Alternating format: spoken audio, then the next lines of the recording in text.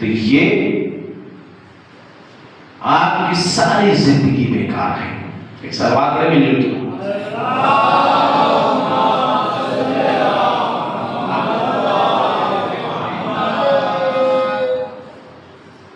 خدا بند عالم قرآن مجید میں ارشاد فرما رہا ہے.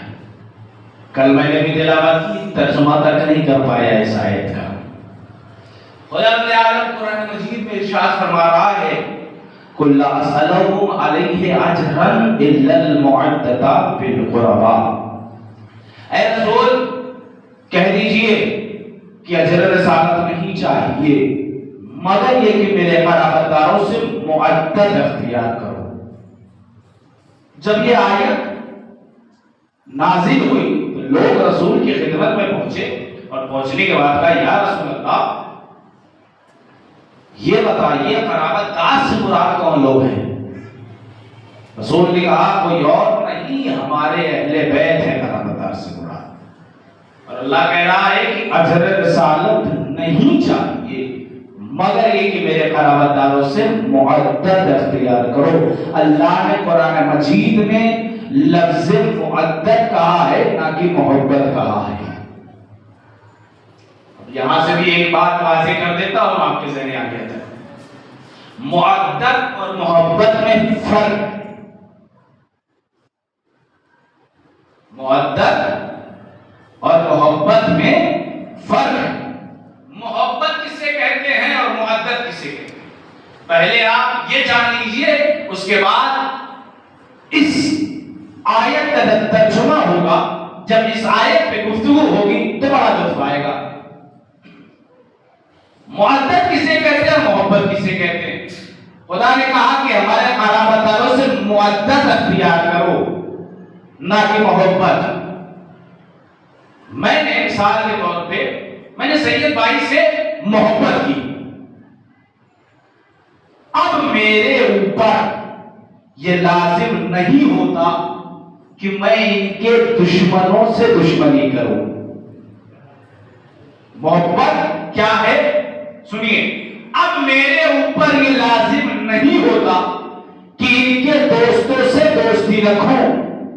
میرے اوپر یہ لازم نہیں ہوتا کہ ان کے کردار کو اپنے اندر اتار لوں. ان کے کردار کو اپنے اندر اتار لوں.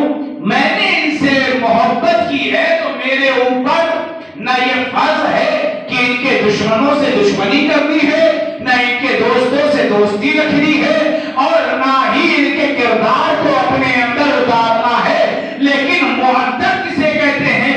میں نے ان سے معدد کی، اب یہ میرے اوپر لازم ہو گیا کہ میں ان کے دشمنوں سے دشمنی بھی کروں اور ان کے دوستوں سے دوستی بھی رکھوں اور ان کے کردار کو اپنے اندر اتار لوں. ان کے کردار کو اپنے اندر اتار لوں. اسی لیے ہم لوگ اہل بیت سے محبت نہیں معدد کرتے ہیں. ان کے دشمنوں پہ تبرہ کر کے بتاتے ہیں. ان کے دشمنوں پہ تبرہ کر کے بتاتے ہیں اور ان کے دوستوں سے دوستی اور اہل بیت علیہ السلام کے کردار کو اپنے اندر اتار دیتے.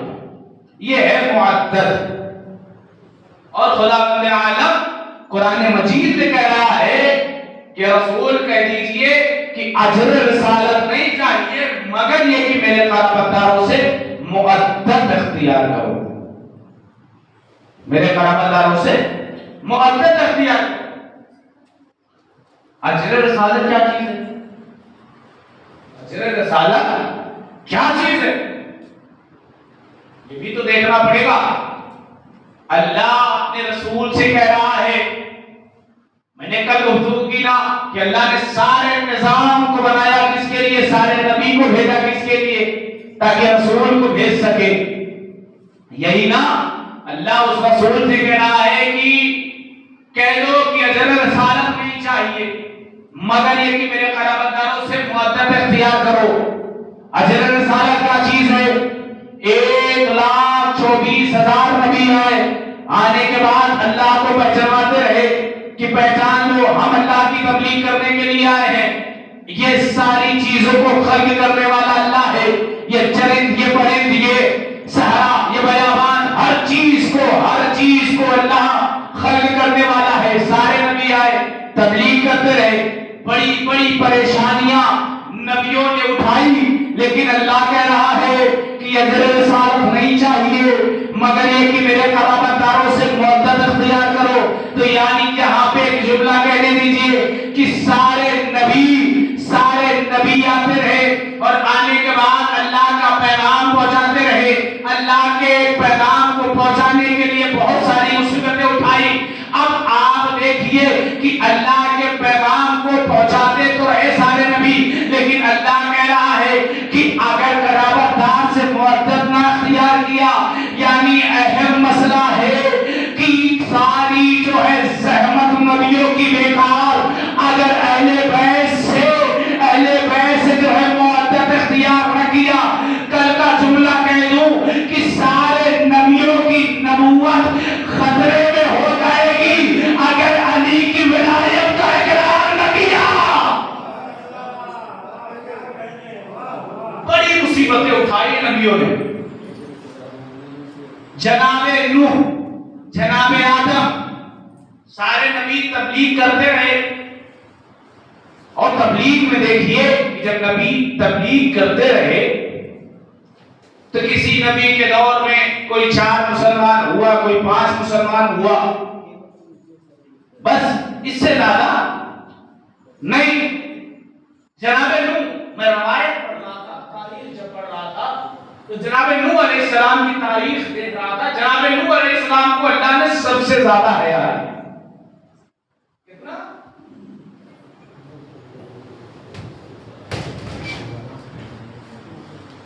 2500 سال اللہ نے ان کو زندگی عطا کی. 950 برس انہوں نے تبلیغ کی ہے اللہ کی.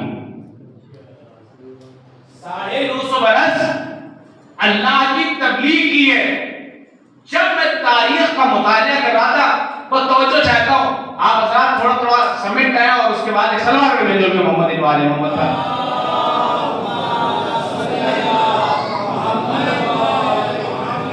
ایک مرتبہ آپ سلوات پڑھے بھیجو کہ محمد.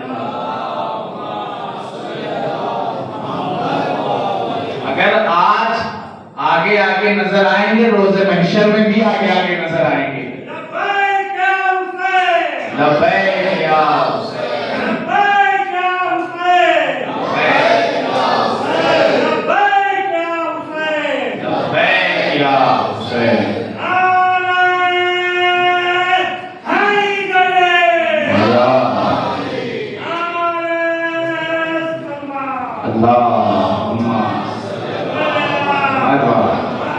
بس اب آپ کے مجاز کی گفتگو کے لیے میں آ گیا ہوں.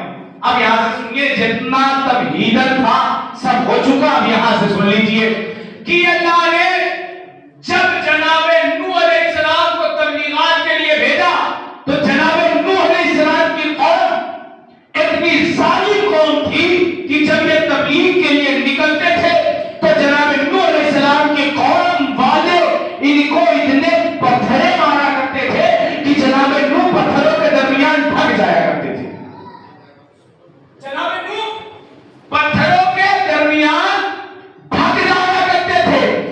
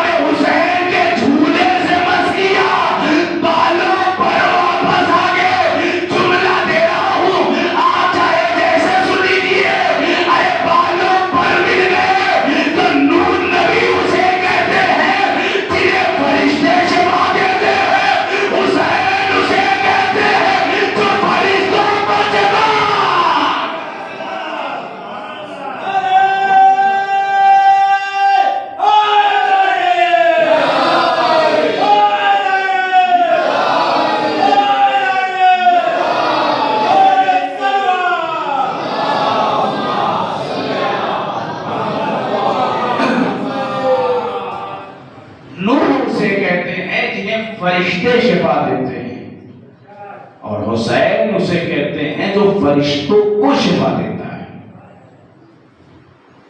اور اجر رسالت سن رہے ہیں آپ، سارے نبیوں کی گواہی رسول اللہ دیں گے، سارے نبیوں کی گواہی۔ اگر ٹائم ہو جائے گا تو آپ بتا دیجیے گا مجھے۔ سارے نبیوں کی گواہی رسول اللہ دیں گے، جنہوں نے تبلیغات اچھی کی تو بخشے جائیں گے۔ آدم کی گواہی رسول اللہ دیں گے، نوح کی گواہی رسول اللہ دیں گے، اسحاق کی گواہی رسول اللہ دیں گے، شیش کی گواہی رسول اللہ دیں گے، یونس کی گواہی رسول اللہ دیں گے، سلیمان کی گواہی رسول اللہ دیں گے، اسحاق کی گواہی رسول اللہ دیں گے، یحییٰ کی گواہی رسول اللہ دیں گے، زکریا کی گواہی رسول اللہ دیں گے، یونس کی گواہی رسول اللہ دیں گے، یعقوب کی گواہی رسول اللہ دیں گے، موسیٰ کی گواہی رسول اللہ دیں گے، عیسیٰ کی گواہی رسول اللہ دیں گے۔ اب دیکھیے اجر رسالت بتاؤں گا، سنیے اب یہاں سے، اور معدت اور اجر رسالت۔ عیسیٰ نبی و نبی ہے کہ جنہیں اللہ نے ایک معجزہ دیا تھا۔ کون سا معجزہ؟ مردے کو زندہ کرنے کا معجزہ اللہ نے جناب عیسیٰ کو دیا تھا کہ جناب عیسیٰ مردے کو زندہ کرتے تھے۔ تاریخ میں ایک ذات اور نظر آئی، تاریخ میں ایک ذات اور نظر آئی جو مردے کو زندہ کرتی تھی۔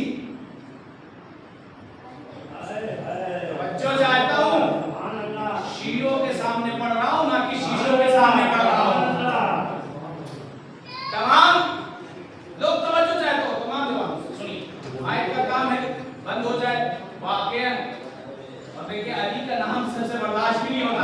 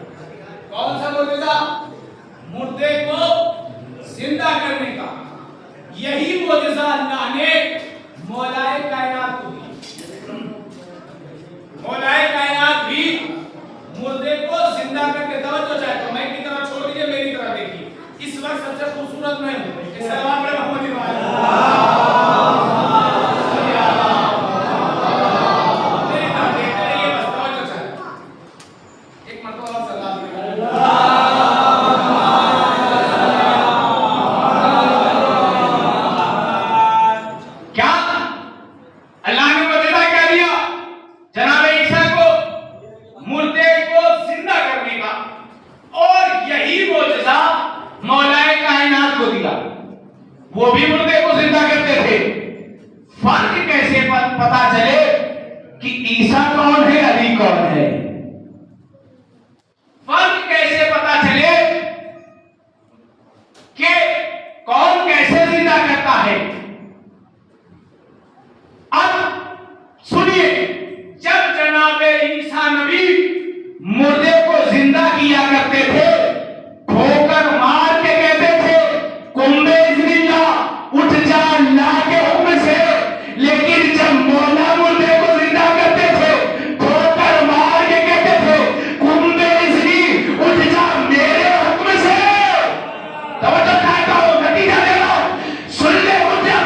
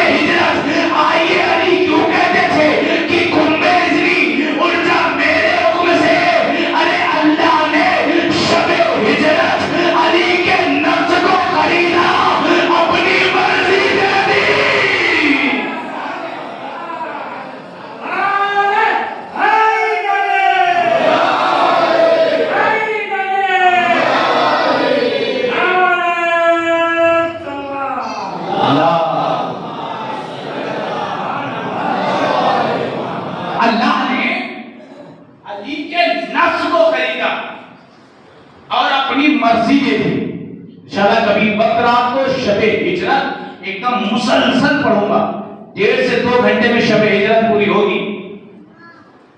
کہ شب ہجرت مجھے نہیں پڑھنا، سارے نبیوں کی گواہی. بس 10 سے 15 منٹ میں انشاءاللہ میرے ساتھ سارے نبیوں کی گواہی رسول اللہ دیں گے. آدم کی گواہی رسول اللہ دیں گے، نوح کی گواہی رسول اللہ دیں گے، اسحاق کی گواہی رسول اللہ دیں گے، یوسف کی گواہی رسول اللہ دیں گے، زکریا کی گواہی رسول اللہ دیں گے. یعنی سارے نبیوں کی گواہی رسول اللہ دیں گے. آدم کی گواہی رسول اللہ دیں گے، نوح کی گواہی رسول اللہ دیں گے، اسحاق کی گواہی رسول اللہ دیں گے، یحییٰ کی گواہی رسول اللہ دیں گے، شیش کی گواہی رسول اللہ دیں گے، سلیمان کی گواہی رسول اللہ دیں گے، یعقوب کی گواہی رسول اللہ دیں گے، یوسف کی گواہی رسول اللہ دیں گے، موسیٰ کی گواہی رسول اللہ دیں گے، عیسیٰ کی گواہی رسول اللہ دیں گے. ارے سارے نبیوں کی گواہی رسول اللہ دیں گے. 1,24,000 نبیوں کی جو گواہی دے اسے محمد کہتے ہیں، اور محمد کی ولایت کی جو گواہی دے اسے علی ابن ابی طالب.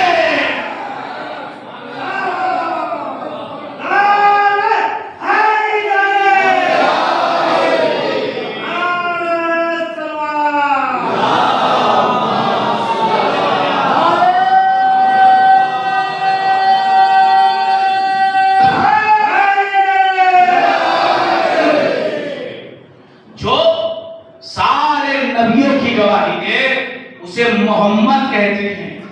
بس آخری فکرہ مسائل کا سن لیجئے. جو سارے نبیوں کی گواہی دے اسے محمد کہتے ہیں. محمد کی ولایت کی جو گواہی دے اسے علی ابن ابی طالب کہتے ہیں. دعوت ذوالشیرہ آ کے دیکھ لیجئے. مجھے دعوت ذوالشیرہ نہیں پڑھنی، بس گواہی کی بات آ گئی ہے، ایک فکرہ پڑھوں گا اس میں سے. بس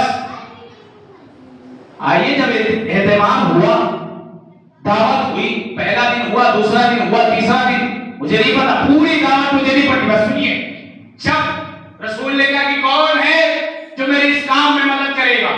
کون سے کام؟ یعنی اللہ کے پیغام کو پہنچانے کا کام. لوگوں تک کیسے اللہ پہنچے اس کام میں. لا الہ الا اللہ پہچانوانے کا کام. کون ہے جو میرے اس کام میں مدد کرے گا؟ دین پھیلانے کا کام. کون مدد کرے گا؟ تاریخ کہتی ہے 10 سے یا 12 برس کا بچہ اسی مجمع سے کھڑا ہوا جہاں پہ بڑے بڑے دگگج بیٹھے ہوئے تھے. سب بیٹھے اسی مجمع سے کھڑا ہوا ہونے کے بعد کہتے یا رسول اللہ، میں گواہی دیتا ہوں کہ اللہ ایک ہے، آپ اس کے رسول ہیں. اللہ ایک ہے، آپ اس کے رسول ہیں. میں گواہی دیتا ہوں، میں گواہی دیتا ہوں. رسول نے بٹھا دیا. دوسری مرتبہ اعلان کیا، کوئی نہیں کھڑا ہوا، علی کھڑے ہوئے.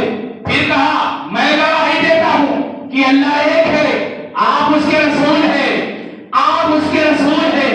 لوگ کہتے ہیں کہ ان کا کلمہ ارے جو ہے ادھورا ہے. ارے یہ کلمہ جو پڑھتے ہیں یہ پورا نہیں ہے، یہ پورا نہیں ہے، یہ رسول کا کلمہ نہیں پڑھتے. میں ان سے کہوں گا کہ جو تم کلمہ پڑھ رہے ہو وہ رسول کا کلمہ نہیں ہے، وہ علی کا کلمہ ہے.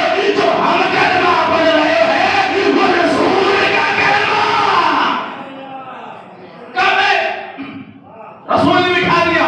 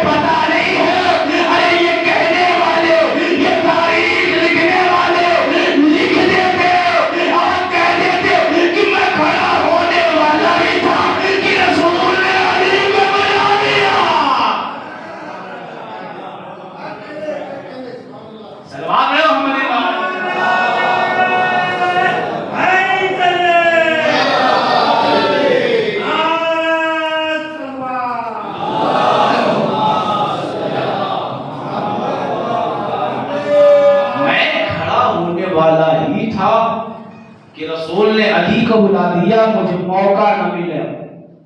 رسول نے اسی لیے تیسری مرتبہ اعلان کیا. تو آپ اجر رسالت کیا چیز ہے اور معدت کیا چیز ہے. رسول نے بارہا بتایا لوگوں تک یہ پیغام پہنچایا کہ اہل بیت کو پہچان لو,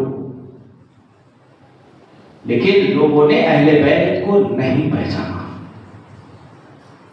لوگوں نے اہل بیت کو نہیں پہچانا. اگر پہچان لیتے تو کربلا نہ ہوتی.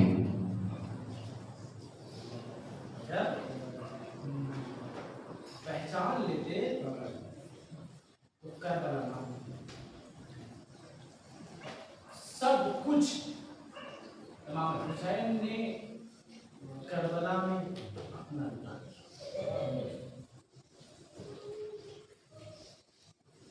میں نے کل جملہ کہا تھا نا کہ گھٹ گھٹ کے مت ہو جائے,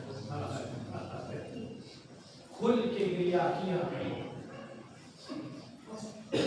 لائٹ بھی چلی گئی ہے, اب ایک دوسرے کا کوئی چہرہ حسین کے نام پہ گریا کر لیا, رو لیا.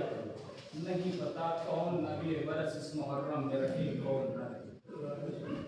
جو پردیش میں ہوتا ہے وہ بہت تڑپ جاتا ہے.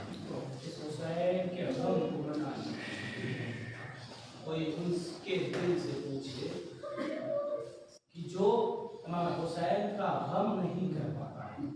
عزیزو, امام حسین علیہ السلام نے 28 رجب کو مدینہ چھوڑا. پتہ ہے وطن چھوڑنا بہت سخت ہے. وطن جو بے وطن ہے پردیش میں ہے انہیں ہی کو پتہ ہے کہ وطن چھوڑنا کتنا سخت ہوتا ہے. ارے اس وطن کو امام چھوڑ رہے ہیں جہاں امام ارے گھٹنیوں کے بل چلتے رہے, جہاں امام کی پرورش ہوئی. ارے اس وطن کو امام چھوڑ رہے ہیں ارے جہاں پہ رسول کا روضہ ہے, نانا کی قبر ہے. اس حسین اس وطن کو چھوڑ رہے ہیں جہاں پہ بھیا ارے بھیا حسن کی قبر موجود ہے. ارے اس وطن کو چھوڑ رہے ہیں امام حسین ارے جہاں پر ارے ماں کی قبر موجود ہے. وہ ماں موجود ہے جو راتوں میں اٹھ اٹھ کے حسین کو پانی پلایا کرتی تھی. رو لیجیے بغل نہ کیجیے گا. کتنا سخت ہو گیا حسین کے لیے وطن چھوڑنا, کتنا سخت ہے حسین کے لیے وطن چھوڑنا. نانا کے روزے پہ گئے حسین, جانے کے بعد نانا کو الوداع کہا, نانا خدا حافظ, نانا خدا حافظ. ارے نانا کو الوداع کر کے اب ماں کی قبر پہ آ رہے ہیں. ارے روایت لکھتی ہے کہ جیسے امام حسین پتہ ہے ماں کی قبر پہ کیسے آئے, جیسے ایک چھوٹا بچہ ارے گھٹنیوں چلتے ہوئے ارے کہیں آتا ہے. حسین گھٹنیوں کے بعد ماں کی قبر پہ آئے اور آنے کے بعد ایک جملہ کا اماں حسین جا رہا ہے. رو لیجیے بھوک نہ دیجیے رونے میں. اماں حسین جا رہا ہے. اماں حسین اب واپس نہ آئے گا. اماں حسین واپس نہ آئے گا. ارے ماں سے فریاد کر رہے ہیں حسین. اماں آپ نے بڑی نازوں سے پالا تھا نا. اماں آپ بڑی آسانیاں آپ یہاں پہ سو رہی ہیں. یہ حسین وطن چھوڑ رہا ہے. اماں ایک جملہ جب اٹھتے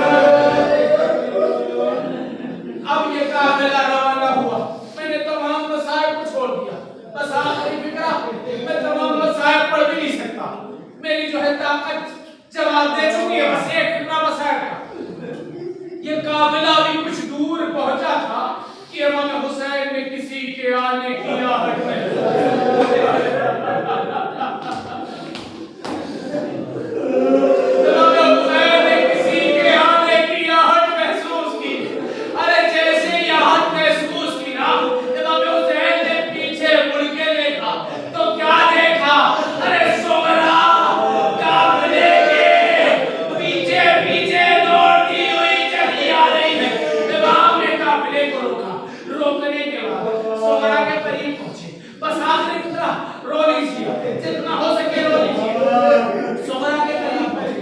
کہا اے سغرا, تم نے الوداع تو کہہ دیا تھا, اب پیچھے آنے کی وجہ کیا ہے؟ پیچھے کیوں آ رہی ہو؟ کہا ہے بابا, میں آخری بار کہتی ہوں مجھے بھی ساتھ میں لے کے چلو. بابا یہ سغرا محفل میں بیٹھنے کی ارے خواہش نہ کرے گی, ضد نہ کرے گی. ارے یہ سغرا آپ کے ساتھ چلنا چاہتی ہے, یہ سغرا آپ کے ساتھ چلنا چاہتی ہے. کہا نہیں بیٹا, تم بیمار ہو, ارے تمہیں نہیں لے کے جا سکتے. ارے علماء لکھتے ہیں کہ ایک وجہ اور تھی, اگر سن سکے ہو تو سن لو, اگر میں پڑھ سکا تو پڑھ لو. ایک وجہ اور تھی جس وجہ سے امام جو ہے سغرا کو کربلا نہیں لے کے گئے. ارے